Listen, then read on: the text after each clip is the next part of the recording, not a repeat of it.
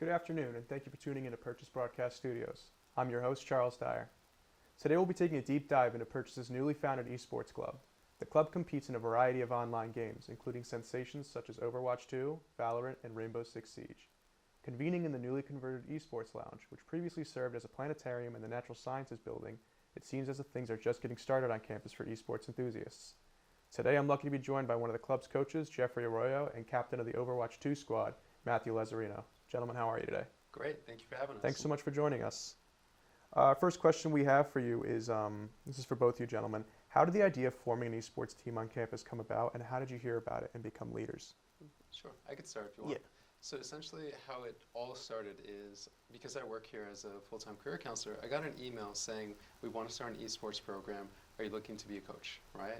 So then I applied, went through that process, and then we needed to have wonderful students, like Matthew here, to be able to join and lead our competitive teams. So we did a kind of session zero, if you will, to bring people into the space, have them get acquainted with it, check out all the cool equipment we have, and then also let them know what games we want to play for what's called the Student Esports League. Do you want to add on to that? Yeah, how I kind of found out about it was that a couple years ago, I just received an email saying hey, there's a general interest for an esports team on Purchase. I just signed up, put my name on it, forgot about it, and then time passed, and I completely just didn't really remember it until I received an email saying that that people wanted to start it up, and that apparently there was now an esports room on campus, and it was just a really wonderful surprise. And we went to, me and my friends went to the session zero, and we just from there it started, and it's been a lot of fun. Great. So I was told you have different teams for different games. So you're obviously captain of Overwatch 2. What other teams do you have, or what other games do you have teams for, and what is almost what takes the most precedent, if that makes any sense? Mm-hmm. So yeah, I'm the captain of the Overwatch team, but we also do have a Valorant team and individual Smash teams. So people play individually for Smash in tournament-based a tournament-based format. And I believe we want to get other teams going, but we only had enough players to fill in for Overwatch, Valorant, and Smash. We had other areas of interest, like Street Fighter, I believe. And Yeah, Street Fighter, Call of Duty as well, a few of the other ones. It just depends on how many students we can get, and the good news is we can actually have more than one team per game. So if we had 10 players who wanted to do it, we can make 2 teams for Overwatch, etc. Can you describe the process of recruiting players to the esports team? So do you find yourself recruiting people maybe via social media or in person? You start a conversation with somebody, you throw in a mention of the esports team. How do you find yourself doing that most of the time? Sure, I can take this one. So it starts a few different ways. We have on the website an esports page with our contact email, so we get contacted by email. We kind of send everyone to the Discord though, because that's where our updates happen. So when someone joins in, we have roles for the competitive teams. We let them know, hey, here's how you do it, you join in. And it could also be in person, because a student may miss all of that, come into the space and say, hey, this is really cool. Do you guys also do competitive games? In which case we walk them through it, have them register, and we kind of take everybody. So we just want as many people enjoying this process as possible. What kind of support does the team receive from Purchase and other faculty on campus?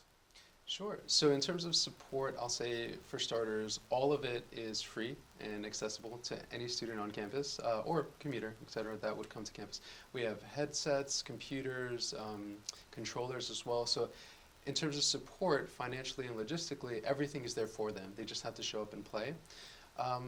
For other types of support, I would say we do shout outs on social media for our team members. We recently, I think for admissions, had a photographer come, so that way it could kind of highlight what we have on campus, because we want to form this community and have students enjoy it. So I would say that's kind of the community building support we have built into it, as well as the equipment we offer to all students.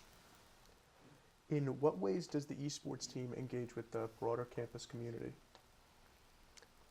It's really wonderful how open it is and welcoming it is. It's literally just a room in the Natural Science building that anybody and everybody can come in, and there is no stress, there's no worry for how well you play or what you want to play, because you can just come in, have fun, play with friends and everything, and it's just kind of a really nice spot to hang out with friends and stuff, and it's just really welcoming, and I really encourage a lot of people to take advantage of it. I noticed that the other day during my visit. There were a lot of people just, as we were in there, a lot of people just coming in, sitting down, loading up their favorite game or whatever. It was very cool. Are there any plans for intercollegiate competitions or tournaments involving the esports team as of now? Yes, so we are a part of the SUNY Esports League, so we've been playing against all of the SUNY schools in our multiple games, Valorant, Overwatch 2, as well as Smash. And it's been a wonderful experience. For some games, slightly better than others. Unfortunately, Smash's online isn't that great. But Overwatch 2, thankfully, is perfectly fine online, so they've been having a good experience. Our players also enjoy it, and the nice thing, too, is that it helps them form bonds with folks from other teams and schools that also like these games, because you can do scrims or practice sessions. You can just kind of practice with other people and connect. And a lot of people like to chat because you have to with your opponents anyway. So you could create new connections that way as well. Can you share some success stories or maybe some memorable moments from the past year so far? I have one memorable moment that stuck out really to me, and it was during the SUNY League. One match that we had, we were just up against, I forget particularly what school it was, but they were down one player and they were going to have to forfeit the match. But what we ended up doing was we had a sub on our team that we could give to them, and we just said, hey, forget the match, don't worry about that, let's just play a game, we're going to have fun. And we, in Overwatch, there's a game mode that was removed, and people really did not like it, but since it's been removed, we've been missing it a lot. So we decided we're going to play that game mode, and we had that was just the most fun that me, my teammates, we said it's the most fun we've ever had playing Overwatch in a while, and it was just a really great time. How does the team handle conflicts or disagreements among members, or what steps have been taken to maintain a positive team environment? Sure, I can start with this. So being a coach, I have the blessing of being a mentor to our players. I think it happens maybe slightly more in Smash, but the expression being salty is very easy when you're losing.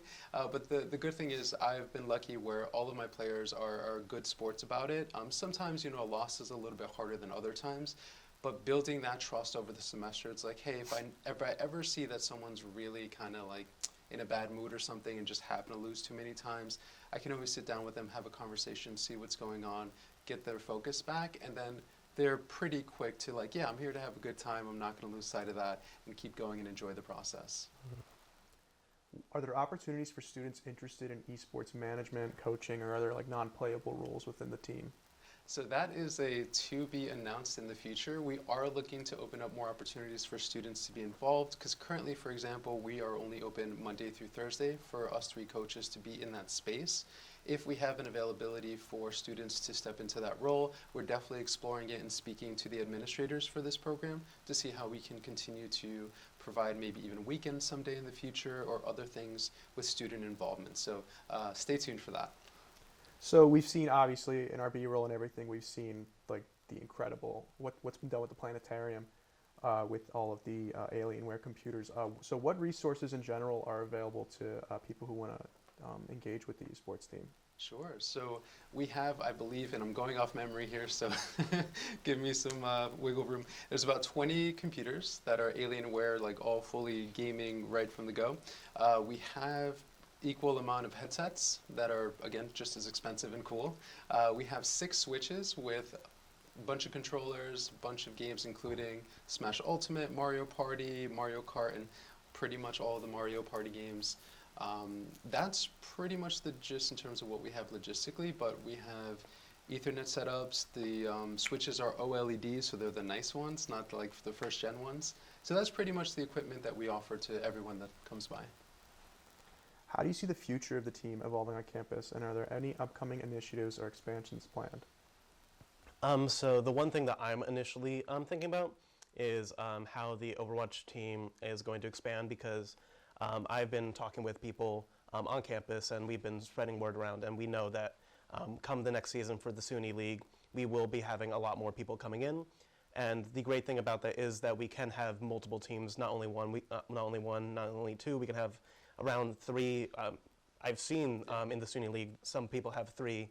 So we can really expand the teams, and we can just have fun with it. We can kind of, as well, the more people we get, the more opportunities of practice between ourselves. We can play each other in practice scrims and stuff. So the more people we get, the more stuff we have at hands for playing just for fun or competitive practice and such. Just to add on to that real quick, we've also been adding streaming to some of the games, I believe, if I'm not mistaken, or at least our computers are ready to go. We've set up OBS and we're Twitch ready. So that way, once we have even more teams, if people don't know about it or they just want to follow along and maybe not play in the competitive season themselves, they can definitely do so through streaming and other ways.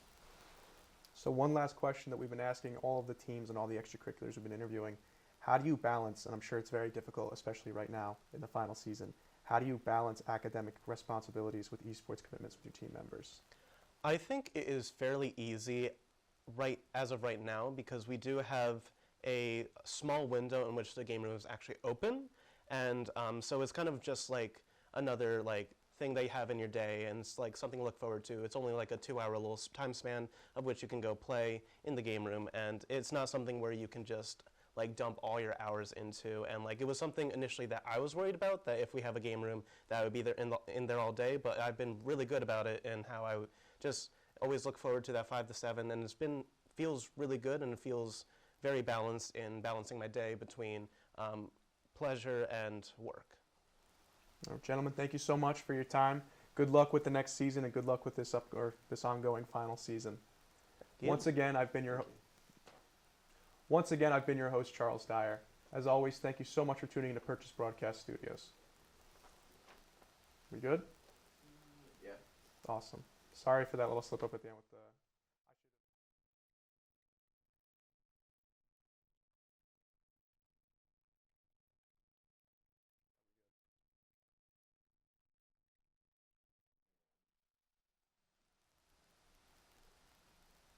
We probably should have established that beforehand, how that was going to come in at the end, because we just did it, and I kind of had to wing it. Oh, we're gonna redo the outro. I figured. Yeah. Are we starting with that when I?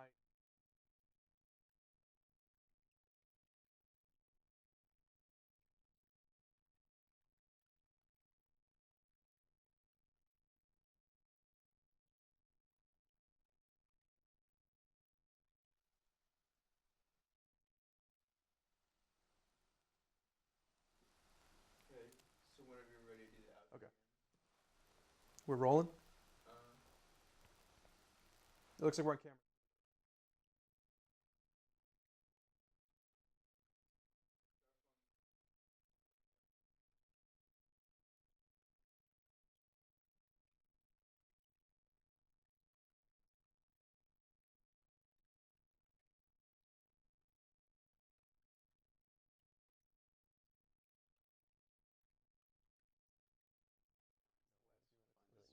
Or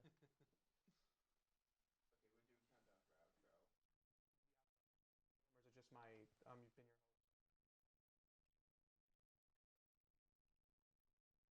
This ending right here, the gentleman, thank you so much. Am I saying that to them again, or am I just doing I've been your host bullshit? Yeah, saying that to them and then Okay. do your outro. Perfect.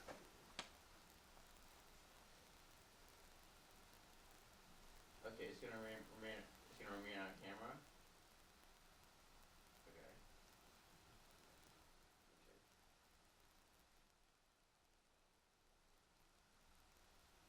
Gentlemen, once again, thanks so much for your time. We really appreciate it. Got some really exciting things going on here. Good luck with this ongoing final season, and good luck in the next esports season. Once again, I've been your host, Charles Dyer. As always, thank you so much for tuning in to Purchase Broadcast Studios.